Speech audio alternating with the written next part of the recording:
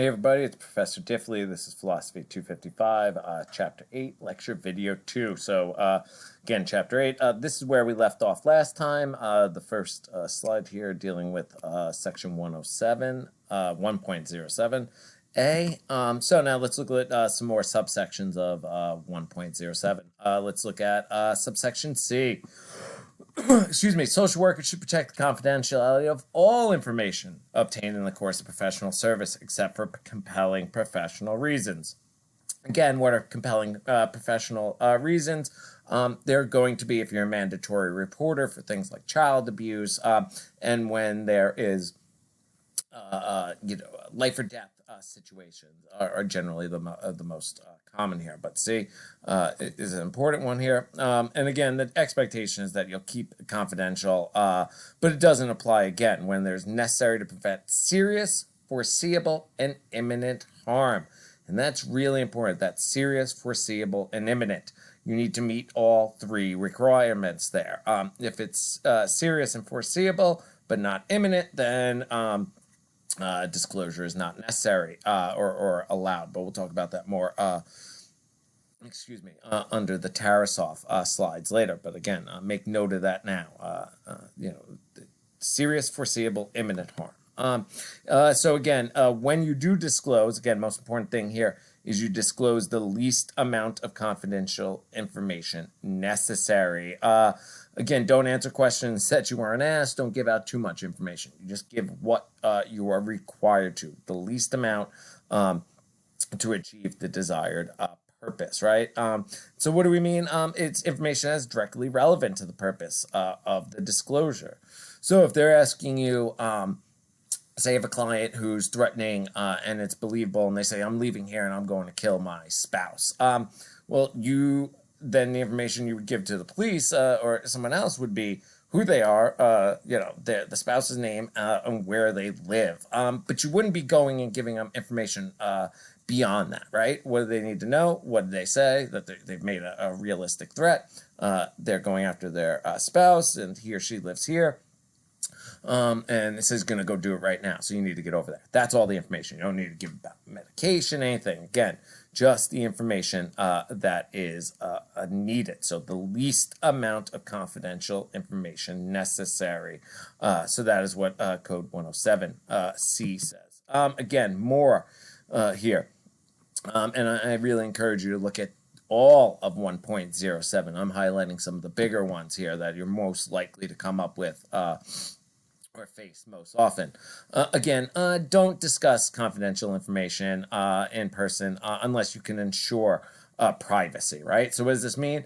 It's never ethical to be talking to your friends about your clients. You shouldn't be talking with another social worker, a colleague, something like that, in an elevator where there's other people around. I mean, I wouldn't do it either at all in an elevator in most cases. If you go into some hospitals, a lot of hospitals, there are specific signs in there telling doctors, nurses, and others, do not discuss any client information in there.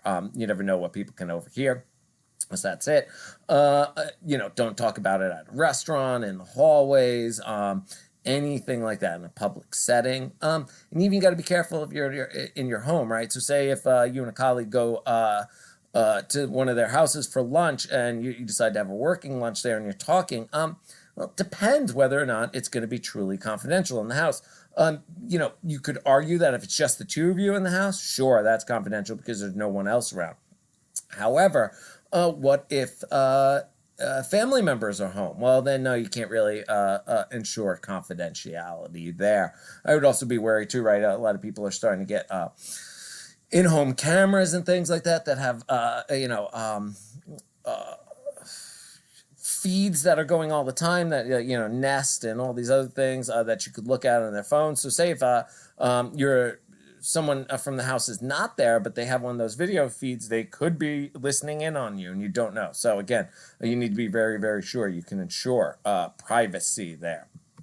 And again, so don't do it in public or semi-public areas. Hallways, waiting rooms, elevators, and restaurants are the big ones that you really should not be doing this in. When I say in public, I mean if it's just the two of you standing in a parking lot, there's no one around, that's possible. That's a private area.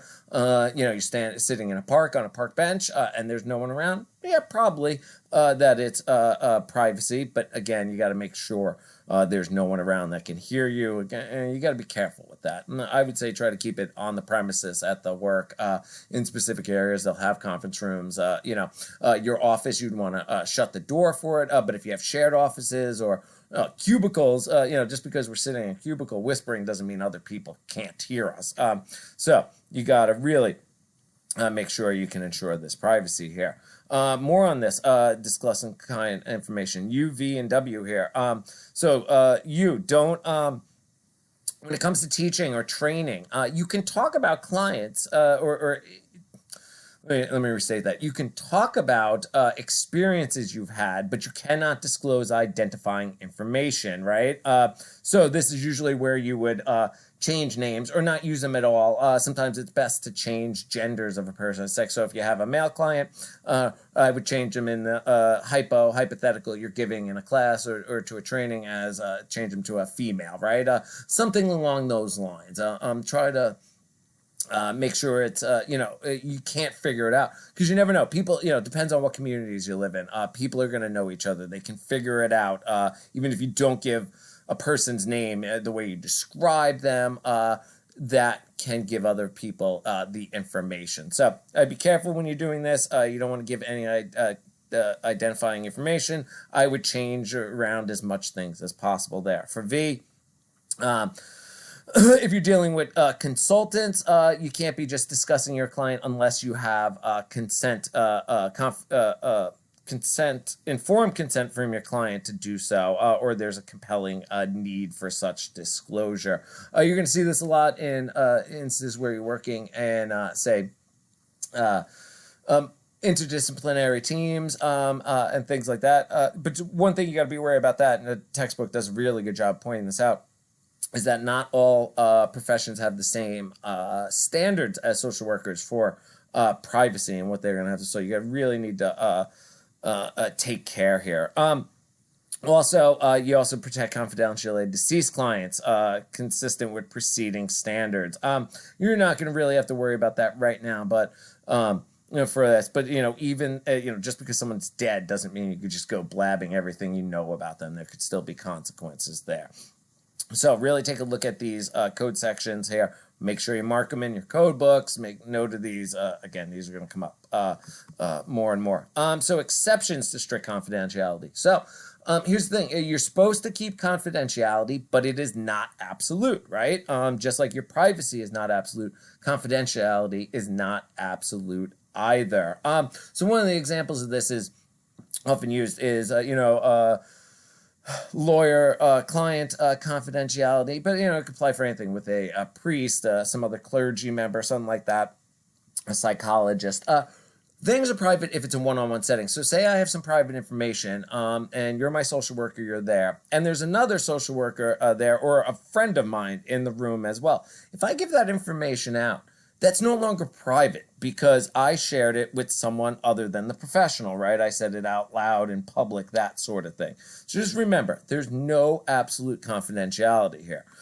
There you have strict confidentiality, which means you should keep things confidential as best you can.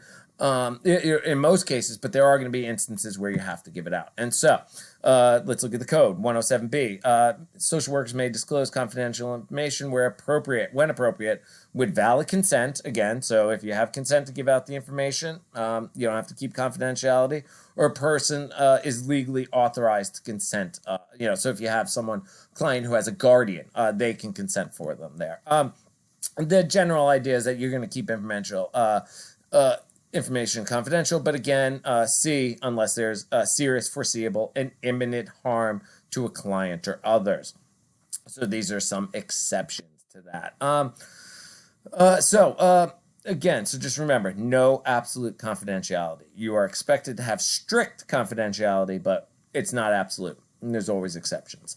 So informing clients about confidentiality rules and limitations, looking at the code again, 1.07, you got to discuss with your clients and others nature, confidentiality, and limits of this, right? So the client, we're taught this as teachers. So if when you come to me, a student comes to me and says, I need to talk to you in private, it's about something personal, I have to make clear that, yes, I'm happy to talk with you, but you need to know that I am a mandatory reporter. So there are certain things that if you tell me, I do have to go and report, even though you don't want me to. And they usually have to do about physical and sexual abuse, those types of things like that. And you're going to have those in your fields as well. But you need to tell them beforehand. Why?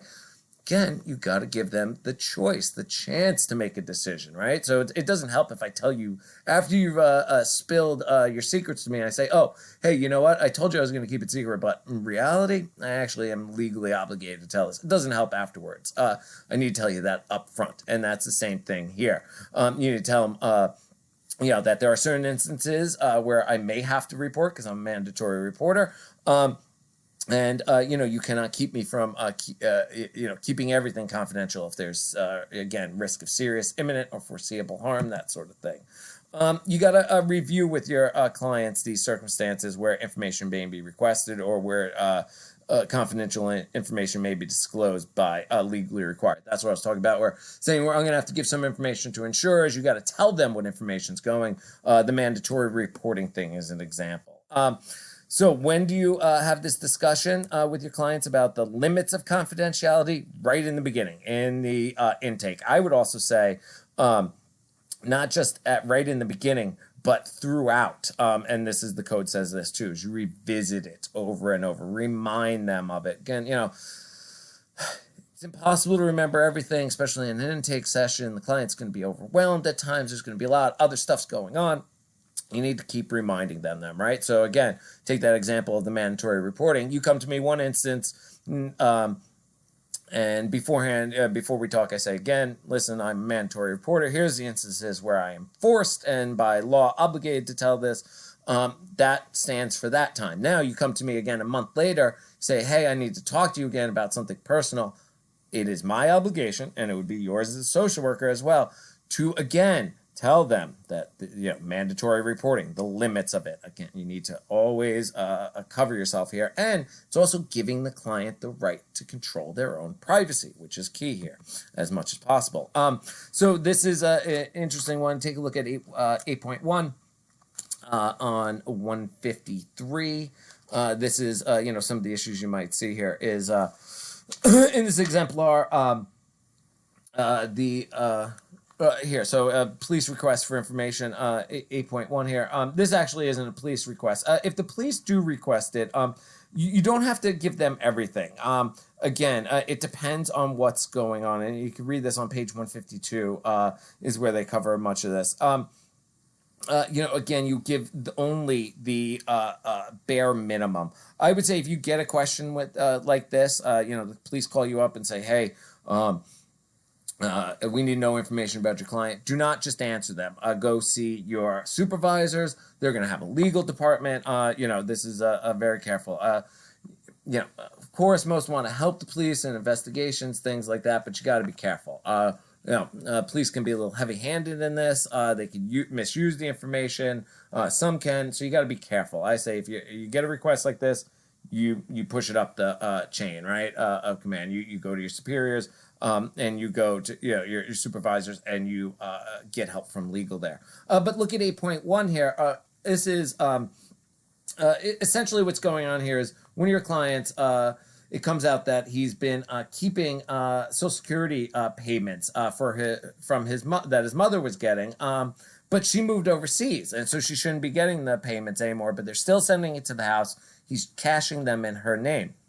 And the question is, do you report this? Well, yes. Why? Because what is he doing? It's illegal. It's fraud, and you're not supposed to be part of fraud. Again, the code says you can disclose when required by law or in a compelling reason to break it. And this is one here. This is you're preventing fraud. So again, there's a crime. You have to report the crime.